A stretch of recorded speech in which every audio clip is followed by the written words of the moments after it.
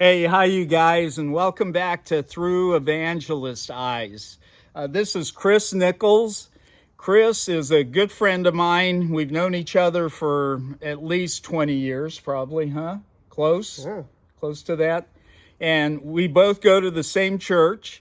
And Chris is going to share with you just some of the points that that relate to evangelism in his life and how he has been able to share the gospel, or ideas that he uses when he's trying to get the conversation started about who is the man Jesus and how do I get to the good news, or how do I get to the bad news if somebody doesn't want to hear. So anyway, this is Chris, and I'm going to let him go ahead for a second.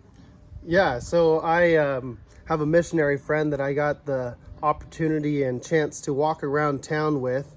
And everywhere we would go, he would ask a very simple question that assumes the best of someone. And it's just, where do you go to church?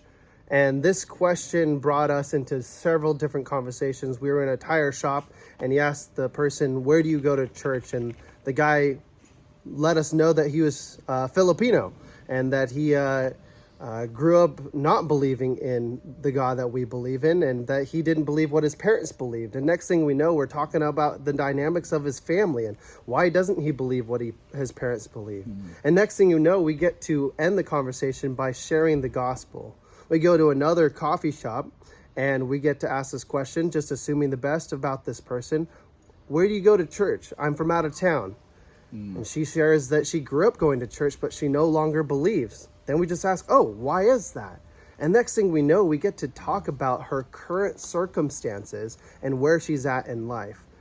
Simple question, assuming the best about somebody, disarming them, and then being able to just talk naturally with somebody, asking them what they believe. Because our best tool in evangelism is asking good questions. And so we ask questions, and then we get to come in with the answer. This is who God is. This is who Jesus is. This is who he said he was. And even asking this question of, what is your purpose in life? If you're not going to church, you're not doing anything, what is your purpose? And we know that God's word tells us that our purpose in life is to glorify God and enjoy him forever. And ask that person, are you glorifying God? Are you enjoying God? Because maybe you come across somebody who's going to church, they're doing all the right things, and as you're asking these questions, they don't enjoy going to church. They don't enjoy who God is. So they think they're glorifying God, but if it's not paired with enjoying him, then maybe we're doing something wrong. That's all I have. Wow. I hope you caught all that. Get to the point where you're, like Chris is saying, you're comfortable with just asking questions. Somebody who you don't know, they don't mind at all. I often start a conversation by asking, can I ask you a personal question?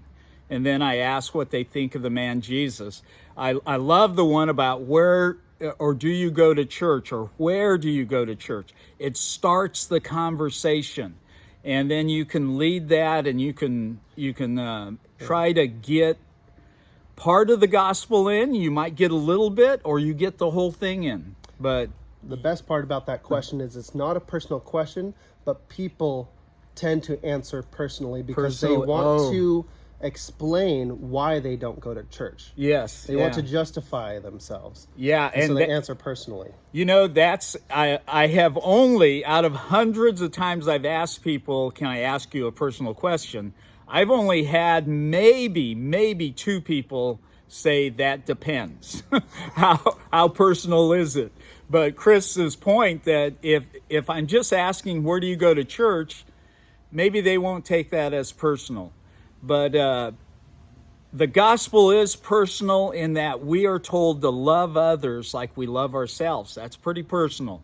So God bless you, and I hope you take some of Chris's advice. I think it's a great way to approach getting on the gospel and getting the conversation going. Okay, so God bless you, and here we go.